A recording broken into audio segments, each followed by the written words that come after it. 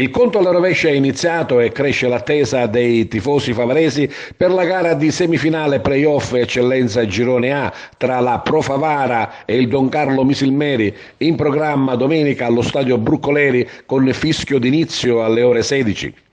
Tutti allo stadio è lo slogan lanciato ad inizio settimana dalla società presieduta da Rino Castronovo. La dirigenza favarese chiama a raccolta i propri tifosi. Anche per questo big match la Pro Favara ha chiesto l'inversione dei settori, permettendo ai propri sostenitori di poter usufruire della gradinata, la cui capienza è di 1250 posti. In tribuna coperta saranno ospitati i tifosi del Misilmeri. I biglietti in prevendita possono essere acquistati alla segreteria dello stadio, al bar Itria e nella sede dei gruppi ultras organizzati al Casello. I prezzi in prevendita sono di 8 euro per il biglietto intero, 3 euro per il ridotto per i ragazzi fino ai 14 anni. Al botteghino domenica, sia per la tribuna centrale coperta che per la gradinata, il costo del biglietto sarà di 10 euro.